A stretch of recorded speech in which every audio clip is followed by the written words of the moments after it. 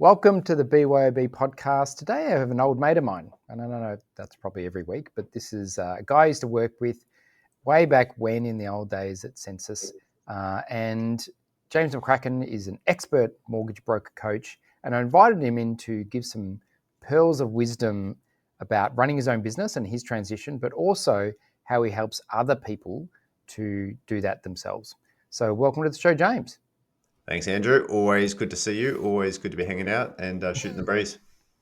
I know we kind of bump into each other at different events from time to time. Surprisingly, similar networks. So it's nice to have you on the virtual couch, having a chat and talking about not just mortgage broking, but a bit about your journey as well. So before we get into that, just tell me a bit about, or tell the audience about your business today, just so that they have some positioning of how you've been running it, what you do, and the clients you work with.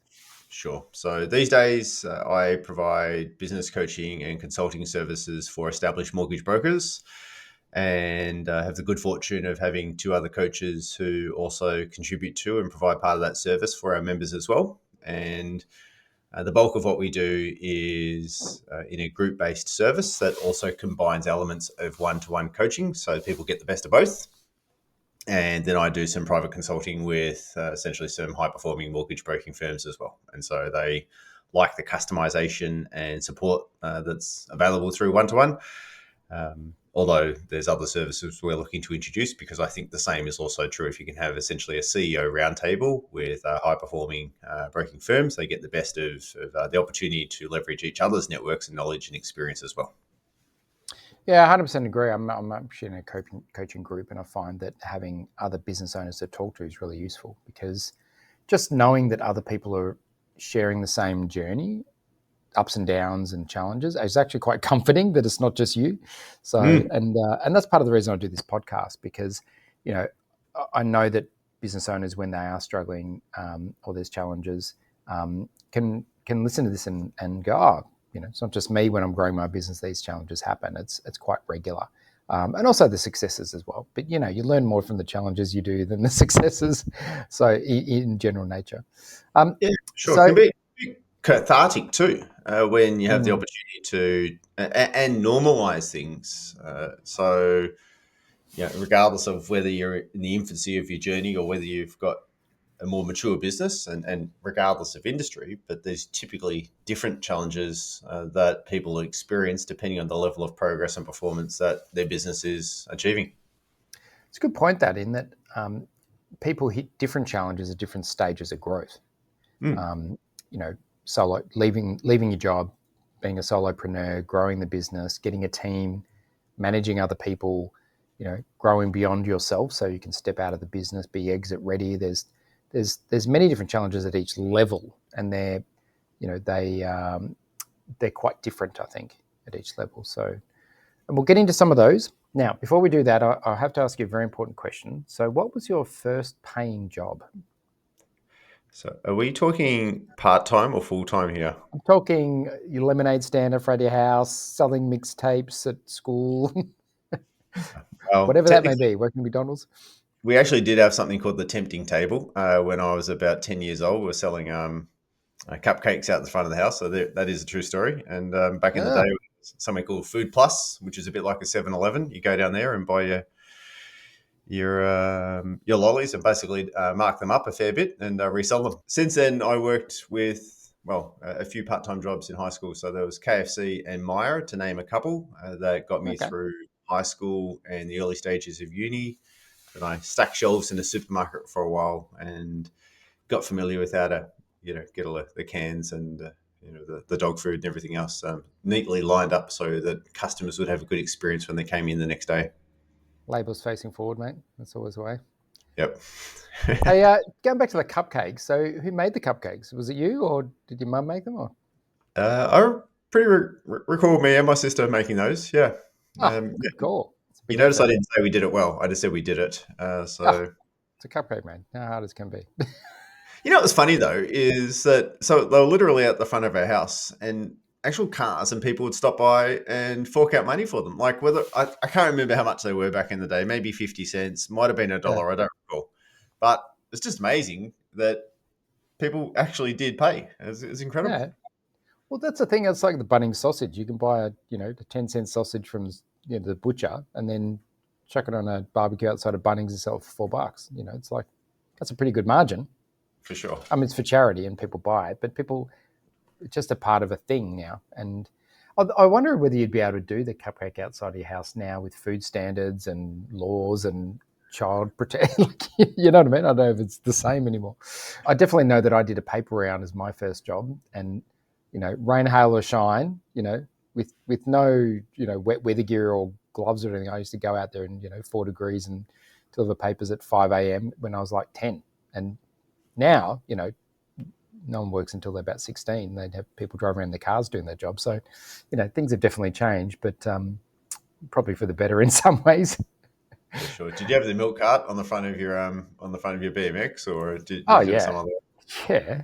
I had the red line BMX, the green, milk thing on the front. It was tops. So anyway, we digress. So from there, what did you study at university? Excuse my ignorance. Bachelor of Business Systems. Business systems. Yeah. Is that IT, or is that a precursor to that, or is this like Yeah, it was. Yeah, logical it was systems? elements of IT. In fact, it was somewhat broad and non-specific. So there was the business systems in the sense of workflows and diagrams, Mm. statistics and analytics. There was programming, so things like COBOL and Visual Basic, and then learning the entry-level computer apps like Excel and Word, which were fairly new back in the day, Mm. and then aspects of business itself. So Okay. business management, a little bit of marketing, etc. So And did that get you into census, or was there an in-betweener? Was there something else you haven't told us? there's a few in between us. So at the end of university, I went and essentially did two outplacements, if you like, overseas. The first of which was in Vancouver, Really? and spent time selling IT systems over there. I didn't say I did that well. I just said I did it, and in fact, you'd probably say I did it poorly. So I spent 6 months in that role. So it was a full time gig How did you get that gig like that? I'd love to go there. Just because it was placed for me based on the essentially university, actually. international student organisation. Wow, that's So great. They they don't would do that so-called anymore. they would raise traineeships, i.e., they would create a traineeship from someone overseas to come into Canada, which meant that someone from Canada could go overseas. Ah, it's a swap. Yeah, yeah. Yeah, the intention of being, it was essentially started after World War II in Europe, this organisation with a view of trying to create and promote international cultural understanding. So, because, Europe had just been blown to bits. So that's why it started. And then after that gig, I headed over to Istanbul, of all places, and taught English to the head office of Burger King. So, as one As you does, do. as you do, I right? I, I was going to actually say that's the next logical career step. I was Yeah, going to spot say. on. Yeah. Did you go So, skiing in Canada? I must ask. um, only once. Oh, So sounds Grouse beautiful. Mountain, which some of your listeners may be familiar with. I am very outside of Vancouver. Yeah. Yeah. We basically did some work one day and went to a mate's house and got in the car, and half an hour later we had our skis on and down we went. Whistler Mountain, Whistler back home is probably the best mountain in North America, and it's like 2 hours Yeah. away. I do know because we had a friend and we went there during the summer, and she had a chalet, Beautiful in and summer too. Yeah.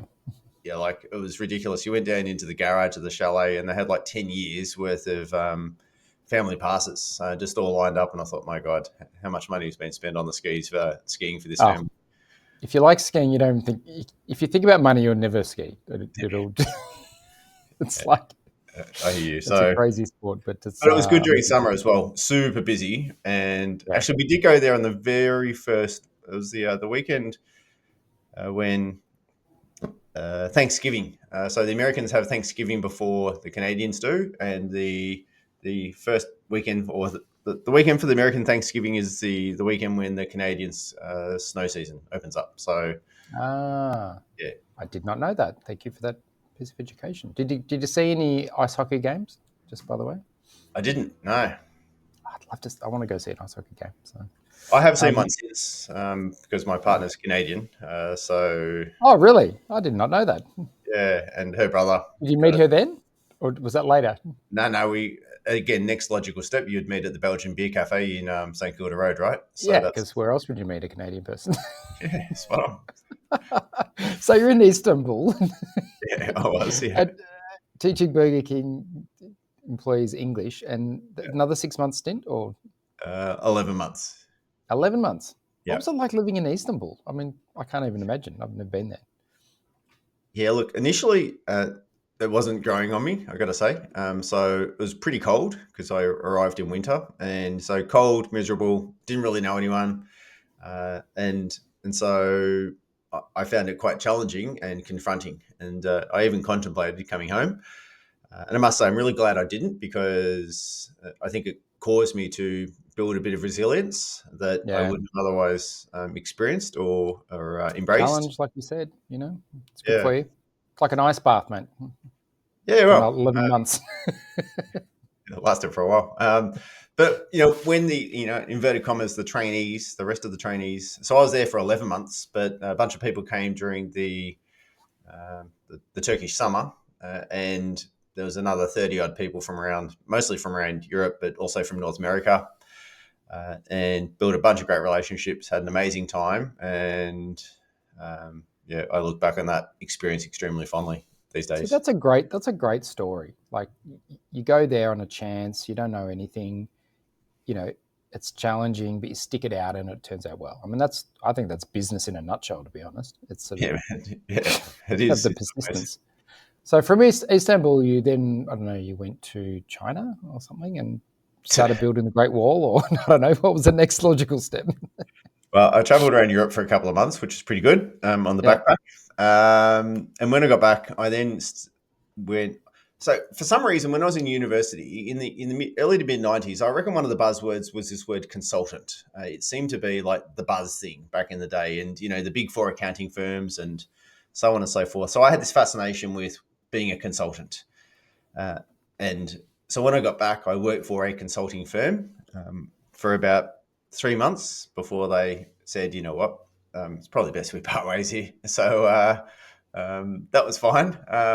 But that was a foray into understanding a bit more about it. And I'm actually glad that that didn't work out because I didn't enjoy the type of work they were doing at all. It was government stuff, government departments in Canberra, and incredibly dry, boring, and uninspiring work. But isn't that the way? Like the jobs where I haven't performed have all been the jobs where I didn't resonate with the team, I didn't like the work, like it just didn't fit my personality or style or capabilities, and because of that, I couldn't put my full effort in. I just didn't do well. That's and I got out of there as soon as possible and jumped into something that I really did like, and I did. Yeah. And then when I really liked it, I did really well. And I think that's just the nature of work. Like you got to find the fit. Well, so after that one is when I then went and worked at Hewlett-Packard, which is where we first met, and I love that work. I actually, as I It was a as great time back then, wasn't it? Like well, that was, HP just won the Employer of the Year for yeah. more than 1,000 employees. They were the When did you textbook. when did you start in '98 or something like that? Or No, 2000 and worked to I early 2002. So it wasn't there that long, hmm. but it was a great work environment. I loved simple things like, when a customer would ask a question and I had my headset on, I say, let me just get you the answer to that. And what that was really code for was that morning tea was coming around. And if I didn't put them on hold, then I wouldn't get like the little The donut. party pie or the donut. And so, Those donuts were legendary, I must yeah, say. I had to prioritize because, morning tea, you only got one chance at it. And otherwise you had to wait another 24 hours. Yeah. Well, for those listening, so HP had this, they bring out trays of treats to the main office, area kitchen on level. We're in Blackburn, level 1 or 2. I Yeah. can't remember I don't know, whatever it what was. they called it anyway. And they bring out like 400 donuts, and we'd all scramble and grab one. And it was quite a festivity. But it was, and then there was an uproar when they cancelled that. When they cancelled morning tea, it was like, take, don't give me a pay rise, but keep morning tea. Cali Fiorina, one of our other great strategic moves between Yeah, yeah, I and they imagine. did so well after that. Not so. so did you follow me to Sensis? Was that why? Because you just enjoyed my company so much and you thought, this is just the place to be, really? Or did I follow you? I can't remember now. No, I think it's the latter one. But so I went and briefly worked at a reseller for a while, which was HP's largest reseller at the time. Which was Um, Centauri? Centauri No. Systems. Yeah, Centauri Yeah. Systems. Yeah. Enjoyed that job immensely, mostly because of the people that I was working with. I really enjoyed. You were working with me because I was doing Digiland, I remember, and Yep. wholesale. Yeah. Yeah. And then there was Ruben and Alistair amongst Good colleagues at the people. time. Yeah. Yeah. I really liked that time. That was a great job. I loved that job. Great people. I only moved on Mm. because I had a passion and enthusiasm for wanting to do something. So I started essentially being self-employed property investment advisory service. And it was the first foray into learning that you shouldn't get into business if you don't know what the hell you're doing. I went to one of your seminars, remember? I do actually. Yeah, you got the little Yeah. like what was the equivalent of I don't know a smartphone these days where you write notes on, but whatever it was called back in the day, Yeah. HP Jornada or something. Yeah. But yes, so that lasted 18 odd months, and then I moved into Sensis, and I spent the next 8 years there. That's quite a journey. I like that. You should put that in your LinkedIn profile. It's interesting and people would want to know. Because I forgot some of those things. I forgot the reseller part. It just, when you mentioned it, I'm like, I remember that now. It's all coming to my awareness. So, I think I was on a journey of wanting to move forward and embrace more responsibility. In some ways, I didn't want to leave Hewlett-Packard, but they didn't seem to be overly enthusiastic about embracing recruitment and helping people move forward unless you've been there a really long time. And so that part yeah. was disappointing because I think the company and the culture was fantastic, but the chances for growth seemed to be fairly limited. Yeah, I mean, for me, I stayed there a bit longer and I moved sideways into different departments. So I went into software, into a global role. And it was interesting because I took a sales role in software and I really didn't like it. It was a hardcore sales, like sell no matter what you have to say. And it's like, well, that's a bit grates on my morals. But then if I didn't take that, I wouldn't have moved into marketing. I was in marketing for 5 years there and I loved that role. That was an amazing role. So, which was really my first pure marketing role. Before then, it was sort of pseudo marketing. And interesting. Now, so then I joined Sensis as well during part of that. I can't remember what year it was, but you were there quite a long time. Like you really found a place there. Yeah, the very first time I saw you, it was the weirdest thing because I saw you in the lift there, and of all things I said to you is I just rattled off your mobile number and I said, "Oh, is it still blah blah blah?" And then you said, "Yeah, it is." And then I walked out the lift, and you must have thought, "What the hell?" Talk up. Remembering my mobile number from God knows when, and then he just walks off of me like, "What a freak!" I I was remember that. grateful to see like a familiar face because when you start a new company, it's always a bit awkward. But that's it. I actually think Census was a great time. It was a period of change. I was swapping or working on the marketing of swapping print to digital, so creating all the new digital products. And I loved that time. That was such a rich period of growth because it was a period of change. The iPhone came out. We were creating apps. I built my first website. Guess how much my first website cost that I built? 10 grand. $250,000. What? 250 grand. With Census or Yeah. you? I got a marketing agency to build it for me, and they spent a lot of time and effort. I mean, grantedly, it made $1 million in the first year of software sales, so profit, 98% profit. So it did pretty well. So it was a very good idea because we used to send out CDs. People would ring in and order a CD and send them out. So I built a website, e-commerce platform, ERP integration into the back end, full life cycle management of the product. So it wasn't just a website; it was pretty complicated. Great branding. That we didn't have a brand for it. Basically all the stuff I do now for about 10 grand. So it's great. I loved it. So cool. Tell me about the role at Sensis. So you're training and doing different things. So that's when you were, starting to coach a bit more, I guess. Is that sort of where it sort of all came to fruition for you? Yeah, look, it started selling white pages and yellow pages, and I cultivated this mindset, rightly or wrongly, that if I can sell an investment property to a stranger for 500 grand or 350k, it's pretty easy to sell a 3 or a 5 or a 10 grand ad for a brand that's well known and well trusted, which it was at the Mm. time. So uh, that certainly helped me, and so I performed pretty well in sales, and I was quite passionate about coaching and developing others. And I was passionate about that before I even got into Sensis. And funnily enough, the interview I had to go from white pages to yellow pages, which is literally across the floor from one side of the floor to the other, was I went and met the boss of that department. And he says, "So I hear you're into coaching people. You just like the idea of that?" And I said, "Yeah." He's going, "Okay, cool. Well, welcome on board."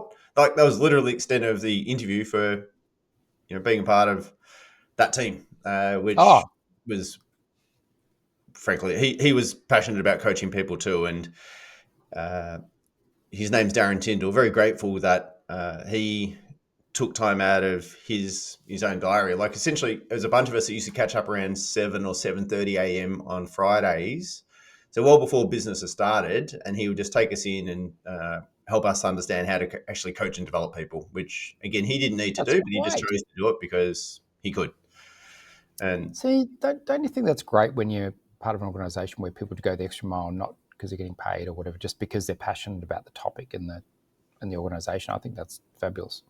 it was really good Mm. because when we looked at the essentially everyone who was in that little team that Darren was developing got promoted into a management role, which was his goal for them, and it Mm. said volumes about him as a person and his characteristics of essentially developing future leaders. So That's fabulous.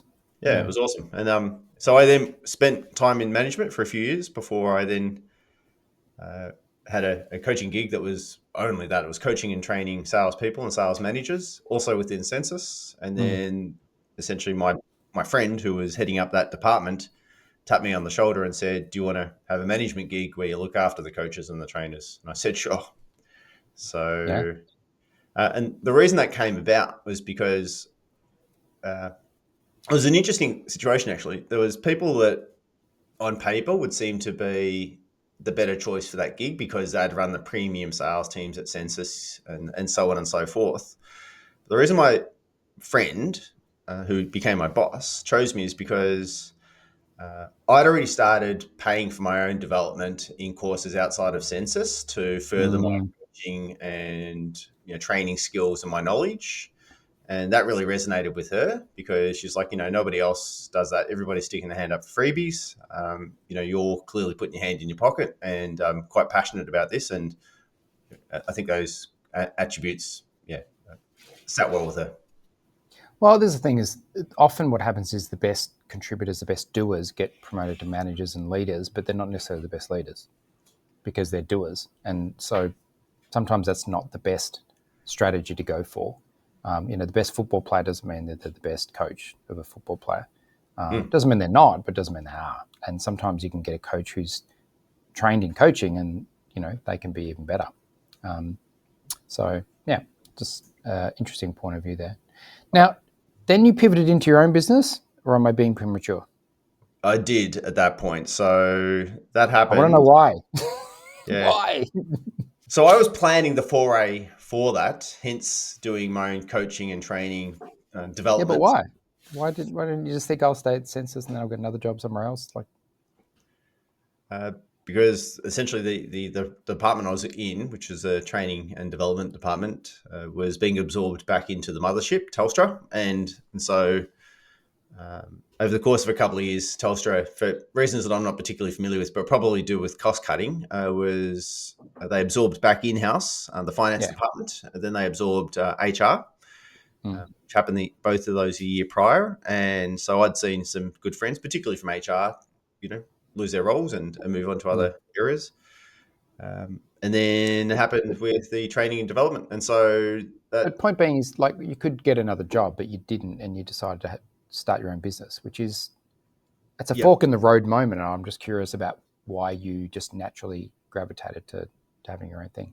yeah, because I was umming and ahhing at, you know, what would I do and when would I do it? So it wasn't so much a question of will I do it. It was just a clarity of, what and when. Okay.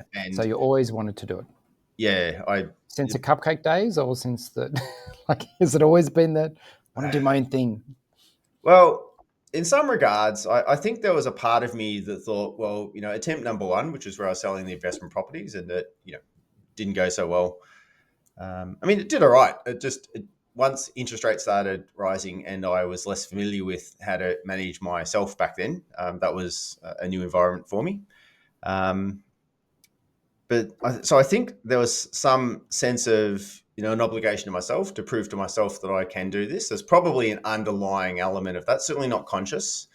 But I was also passionate about developing other people, and I developed that passion over a long period of time. And I'd spent many, many years in the early 2000s reading a ton of books about growth, development, marketing, leadership, sales, and so on and so forth. And so I think I sort of accumulated this bunch of knowledge, not necessarily always applying it as well as could have, but certainly learning stuff.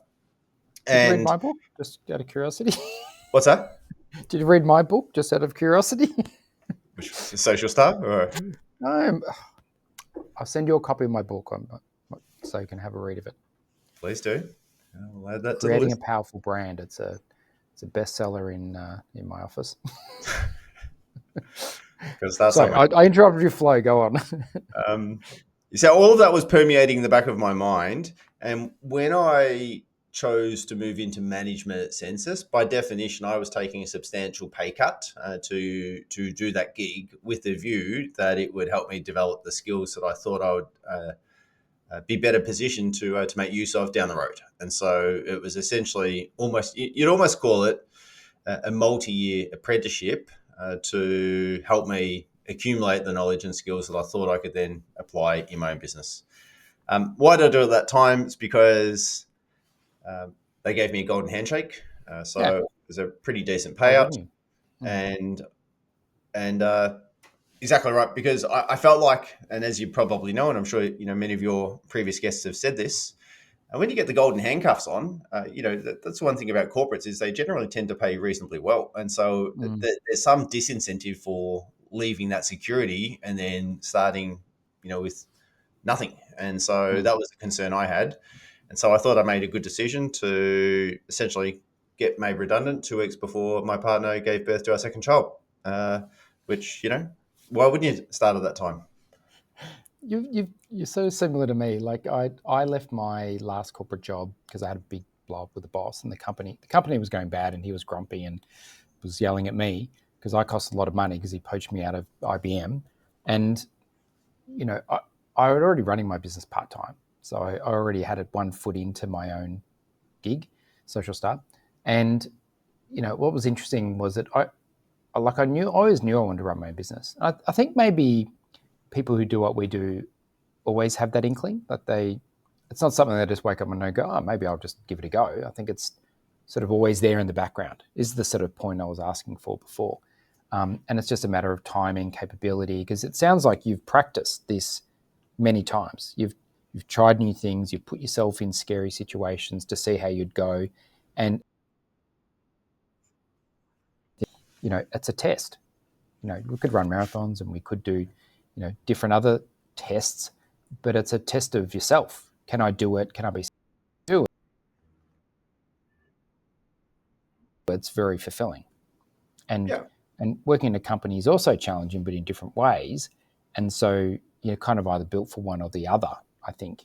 And by your experience, you probably wanted to have a bit more control because in your journey, there's been a lack of some control in some of those roles and when you started or left. And so maybe, in your own business, you can have a bit more power over your own destiny.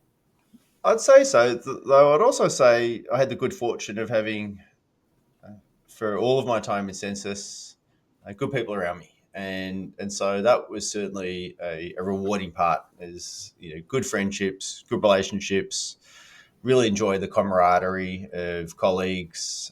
Sometimes I was challenged by them. Sometimes they put me in my place, all of which was valuable. And And I think sometimes there was aspects of Sensis that were just an absolute schmozzle as well in terms of how they conducted themselves and what they deemed as acceptable. Uh, Yeah. and I certainly tried to straighten that out. And I was told in no uncertain terms that we wouldn't let good ethics get in the way of bad sales practices. James, your intent to try and straighten this joint out is going to cost us our sales targets. So bound to no illusions, that won't happen. It's like our Yeah, sales targets. I So was bound to there. no illusions, that won't. Every sales job I've had, it's been a similar thing. You So know, uh, morals and ethics are very important until we're going to miss target, and then suddenly, oh, don't worry about those things. I got Just wrapped get the over the number. knuckles for raising a concern about how something was done. It's like, my God. Yeah, yeah, But notwithstanding, it's all valuable, right? And exactly, I think it helps 100%. us learn a bit more about ourselves. And I think in the early days, and we'll get to this, but uh, I was an extremely good employee, and I think I did really well for the business and businesses I worked with. I think learning some attributes of business management and business operations. I mean, I'm 10 years in or 12 years into it now, and I'm still learning stuff. But I Mm. think in those early days, I probably had an overestimation of my skills, and it came as a bit of an awakening when you actually rip the band-aid off and you start going for it. So, and this is the, I think that you need to have a bit of youthful enthusiasm and optimism to start a business, because if you knew all the things you had to do, you probably wouldn't start. But that's everything challenging in life. Kids, children, you know, Mm, having children is not that easy. bloody hell. But Yeah. yeah, no one tells you that. Like, oh, it's so cute, it's great, and it is. It's wonderful, but it's also challenging. And everything fulfilling is equal parts challenge and equal parts reward. I believe. Mm, And so when you started your business, you said, obviously you had a lot of learning to do, but that's normal because you've never done it before, and you're not an expert at HR, IT, you know, finance, sales, marketing, delivery. I mean, you've got to be a master of everything at the start because it's only you, and it's impossible to be good at everything. I mean, you just can't. So you've just got to be good at enough to survive, and then grow, and then hire those people. Even if you're fortunate enough to grow enough, you can hire those great people around you, and then eventually you just do what you're good at and outsource the rest. So yeah. Yeah. And, mm. and I'd say I'm a lot closer to that these days. And you're right that despite what I thought I knew, it was still a big awakening. And I don't begrudge that. It was just more than I expected or anticipated it to be. So what was the high points of, like, what do you think from your perspective, being decade? What's the benefits of being your own boss? Like, what do you really love about it?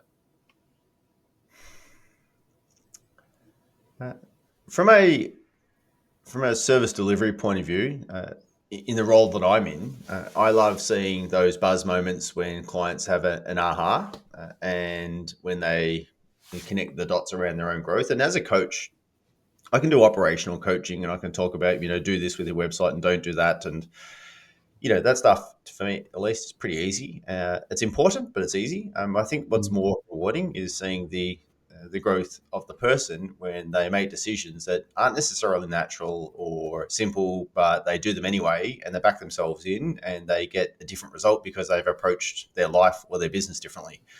And I think to some degree, that's probably the essence of better coaching is not just creating transactional results with people, but creating a transformation within the person, which is a bit more like teaching them to become the fisher of the thing rather than just giving them the fish.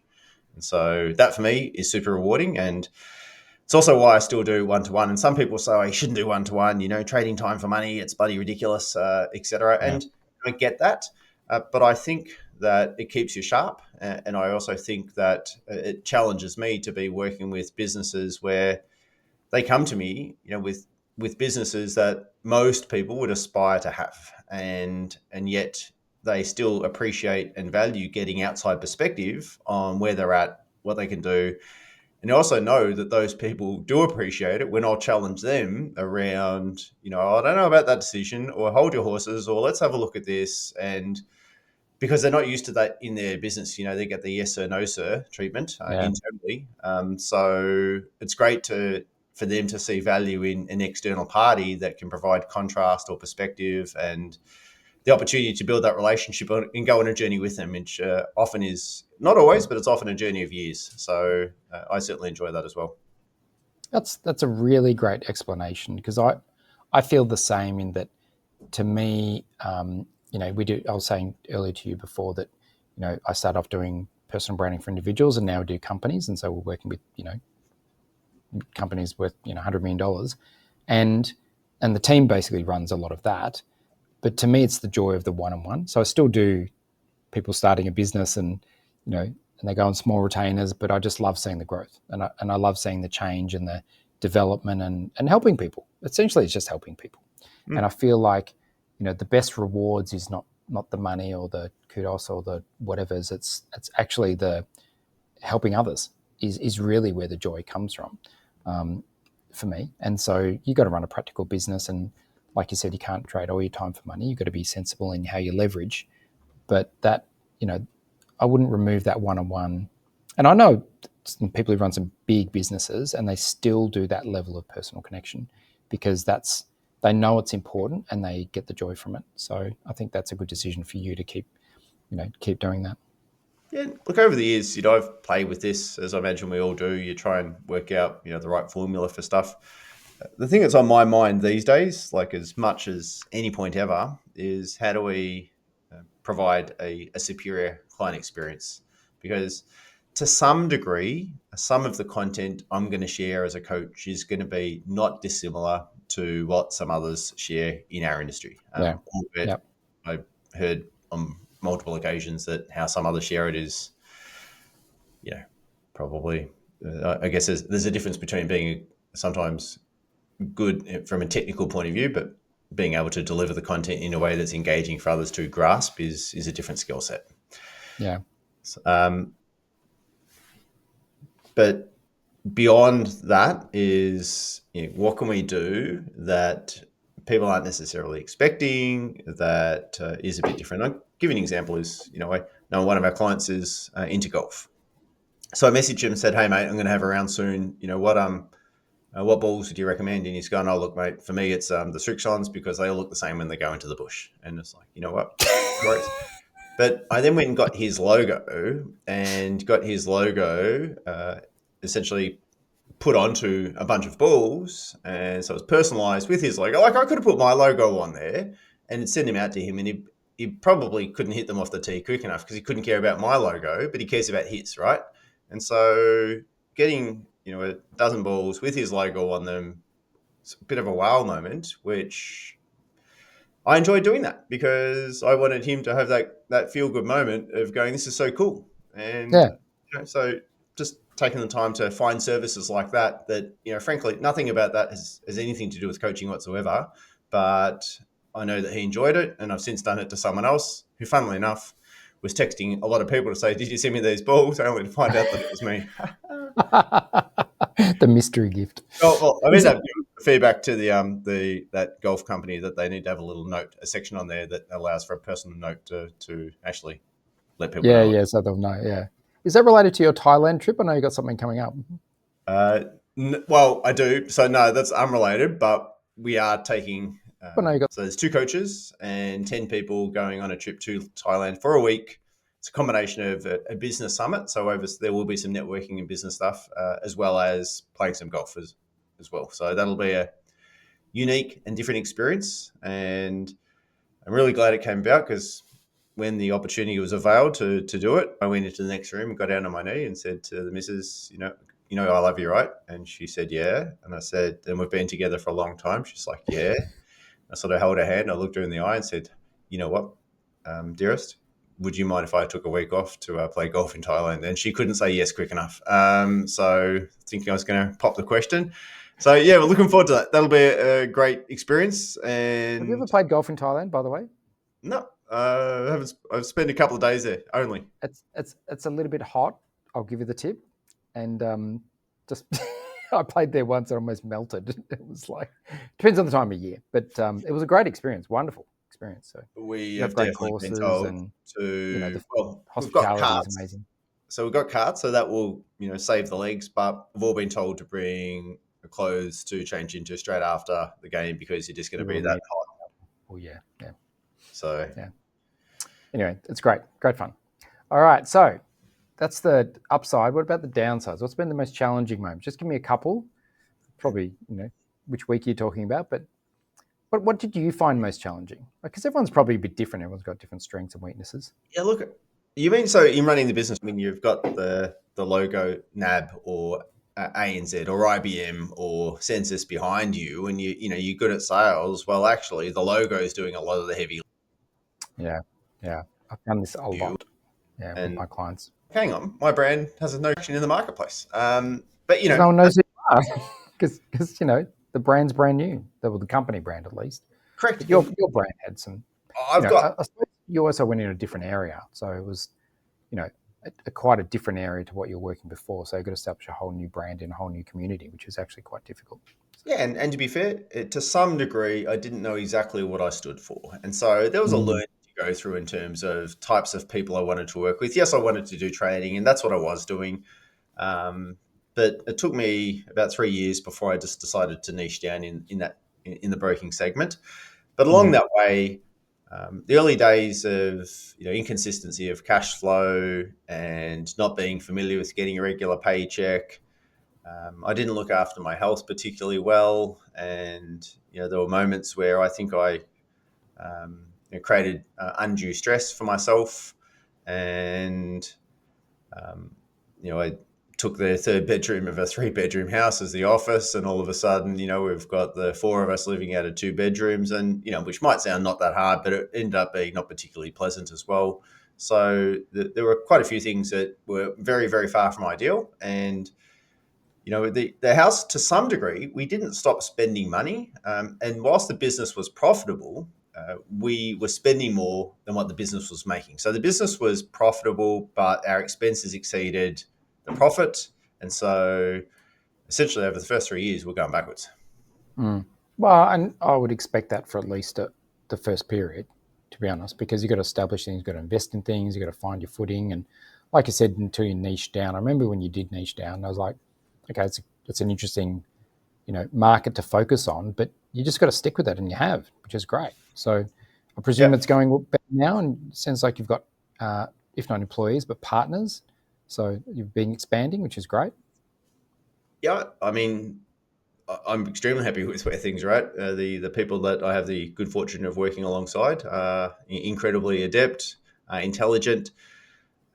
They challenge me, which I also appreciate. They have different perspectives, which I appreciate. They've got substantially more knowledge in areas that I think is really valuable to our clients. And so I think I'm really, really blessed to have people that have a genuine interest in wanting to coach and develop, and that I've got the good fortune of having the opportunity to build relationships with, and see them do amazing work. And whilst they do it with me and alongside me, I'm really fortunate that I could almost sort of sit back and watch them do their thing and be amazed by it.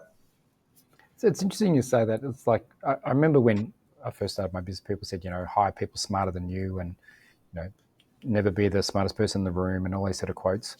Yep. And I used to think I was pretty capable and half intelligent. And then I hired all these great people, and I'm like, geez, they're good. I'm like, am I really that good? Because Yeah. they do a lot of my functions super well. And the growth of my business has, to be honest, not been me. It's by getting these people who are better than me. And so it's a truism that's hard to learn because you've got an ego. But it is true. You hire the best people, and you get such a superior result. So learning how to recruit and manage people, I found one of the most difficult parts, because I'll hire everybody because I like everybody and I can see the qualities, but they're not necessarily the best fit for the role, at the time. Yep. And I want to help everybody, but I can't hire everybody. So, having other people assist me with that, and create systems and processes. My kryptonite's sort of the detail and the admin. So now I've outsourced pretty much all of that, and I do just what I'm good at. And funnily enough, the business is thriving because of it. Right? Yeah. Focus on what you're good at and outsource the rest. So, Tends to happen. Yeah. yeah, tends to happen. So we're getting towards the end. I just want to ask one final question. I could talk to you for a long time because we should grab a beer and we'll do that. We'll have a bit of a catch up. So thinking back to someone who's sitting at their version of Sensis, they've got an inkling that they want to start something. Maybe it's in coaching, and they're probably just about to have the second baby, like you. Looking at, that's a great time. That's a great time to have it. That's actually when I started my business, when Spencer came along, and I'm like, it was very, very challenging, sort of time wise. But thinking back to those people, if they were listening, what pearls of wisdom? What's the one piece of advice, other than the great advice you've already given, but the one thing that you would say to prepare? What's one thing they should do? Well, I struggle to say one thing, but I'll start with this. It might sound a little bit woo-woo, but I think, and I've noticed a correlation between the people who have a mindset of abundance tend to be able to see and create more opportunities for themselves and be a little bit more optimistic about how they embrace things around them. And that wasn't me to begin with. I think unintentionally throughout my life, I'd created a scarcity mindset, and it's been a deliberate challenge and focus for me to build more abundance into what I do. And I've noticed over the past 4 to 5 years that I've done that it's that idea of, if you put it out there and you have more of an abundance orientation towards it, some of those things tend to manifest themselves. And even at the moment, I'm doing certain things that aren't working well, and I'm not feeling like a level of stress, because I'm optimistic that we can make changes and we'll get a result. It will just take a little bit longer than I expected. But if I had to boil it down to one thing, I would say that's probably an important skill to develop and cultivate, is creating a mindset of abundance. I actually love that, because I think I tell regular entrepreneurs, I say, entrepreneurship is a battle of the mind, not the market. There's always people out there spending money. There's always customers. There's always opportunities. There's always partnerships. Always deals. It's your ability to open up and create something that solves a problem and help somebody who's prepared to pay you for that. And if it's not working, you got to change it. You can't go, well, I've got this thing and people should just buy it. It's like, well, no, you've got to meet the market. And so, it's up to you to go and service that need. And I think you're 100% correct. I think that's actually really good advice, is, open up for an abundance of, I'm not going to only talk to people who are going to be my customers and buy stuff. I'm going to talk to lots of people, and I'm going to help lots of people, because that will at some stage come back and reward me. And I've found that to be 100% true. The more people I help, a lot of the time it's for free, the more opportunities I get in the other end, not necessarily related to those people, but from others, which I think is the sort of energy you create. That's sort of the brand, if you like, because people get to know that you're a decent person, and that makes a big difference to whether they're going to refer people to you. Well, I've certainly had some people in the past who have said, "Oh, look, I spoke to you 4 years ago," and on occasions I'll certainly remember that, but not always. And oh yeah, I spoke to you 4 years ago, and you said to come back when when I was in a better position. Well, I'm now in a better position. I mean, I'm having one of those conversations tomorrow with someone, and how good's that? How good's that? Awesome. But I did actually write a point here, if you were going to cover it, which is essentially what you said. The words I had is, more conversations equals more conversions. Now, those conversions may not happen overnight. It may not be with that person, but I think, and again, that opportunistic, proactive approach to trying to create things rather than awaiting for them to knock at your door is the people that know how to do a level of hunting and be proactive around engaging and connecting and conversing tends to be more effective and more successful. And to use mortgage broking as a simple example, and not necessarily the only one, but there are plenty of brokers out there who are absolutely terrible at marketing, but they're extremely good at business development and having conversations. And because they're so good at BD, that they always have opportunities availing themselves, and they're never 100%. going, hungry, because there's always things happening. Yeah, and look, not marketing doesn't solve all problems. That's just part of the process. It's, in fact, it's a little bit of time saving and automation more. That doesn't replace BD. Like, people think marketing generates leads and sales. I go, no, it doesn't. It generates awareness and opportunity for you to generate leads and sales. Creates an environment to do sales. And when I say sales, I mean, like you said before, I think it's more about having lots of conversations, not looking for lots of deals. Because if you're only after the deal, you might get it or you might not, but you won't create a person who will then come back 4 years later or refer you to somebody else. Yep. And that's the key. You need an army of people out there referring you business because you help them and you went the extra mile. And I think that that's just the essence of running your own business. People who survive 10 years, I mean, congratulations. 10 years is more than 10 years is an achievement. Something like only 10% of businesses last 10 years or something. I think there's a Yeah, stat I there. don't know what the number is. It's pretty low, I think. It's low, yeah, because it's difficult, and then to get to $1 million revenue is something like 10% of the 10%. Like it's very, very low, because most businesses are sort of solopreneurships. You can get up to 500 grand before you need to completely change everything and to scale to the next bit. So it's so congratulations on your journey. It's great chatting. I really enjoy our catch-ups from time to time. And I wouldn't have asked you on the show if you didn't have stuck in my brand as a good guy. So yeah, you did well remember my phone number. Just remember it, by the way. Yeah, I do actually. It's Crazily. tattooed on your arm. I'm not going to say it. No, James, it's been a pleasure to share and contribute, and I hope that your listeners take something out of this that's useful for them as well. I'm sure they will. Some pearls of wisdom there, mate. All right, good to see you, James. Thank you. See you next time. Ciao.